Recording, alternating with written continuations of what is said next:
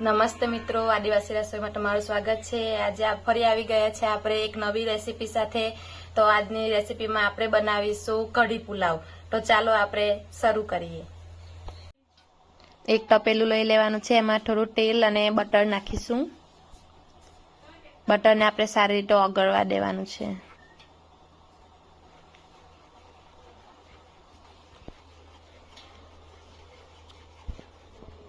જો બટર સારી રીતે ઓગળી જાય તે પછી અંદર થોડા આખા મસાલા નાખવાના।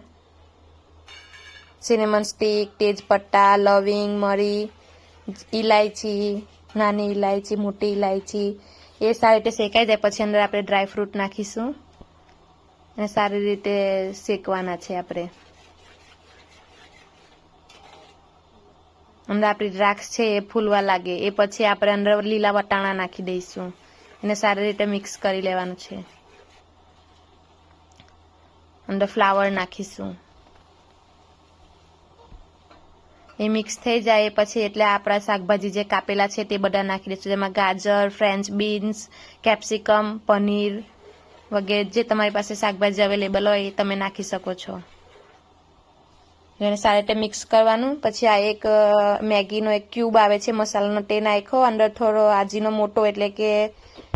આજીનોમોટો એટલે કે મોનોસોડિયમ ગ્લુટામેટ જેનાથી ફ્લેવરમાં વધારો થાય છે। પછી મીઠું નાખવાનું અને આદુ મરચાંની પેસ્ટ નાખવાની અને સારી રીતે મિક્સ કરવાનું અને પછી અંદર જે આપણે ચોખા બોળેલા છે તેને નાખી દેવાના।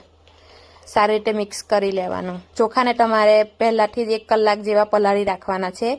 પછી જો 1 કિલો ચોખા લીધા હોય તો 2 લીટર જેટલું પાણી લેવાનું અને પાણીમાં થોડું દૂધ નાખી દેવાનું અને પછી પાણી આપણે આમાં નાખી દેવાનું તપેલામાં અને પછી સારી રીતે મિક્સ કરીશું। ઉપરથી થોડી ખાંડ નાખવાની ફ્લેવર બેલેન્સ કરવા માટે। એ બધું સારી રીતે મિક્સ કરીને એને ઢાંકી દેવાનું અને ભાતને થવા દેવાનું। જો એકદમ છૂટો છૂટો ને ખીલેલો બને છે ને। ખૂબ જ સહેલી રેસીપી હતી, તમે પણ ઘરે જરૂરથી ટ્રાય કરો। તો આ થઈ પુલાવની રેસીપી। કઢીની રેસીપીની લિંક મેં ડિસ્ક્રિપ્શનમાં આપી દીધી છે, તો તમે ત્યાં જઈને જોઈ શકો છો।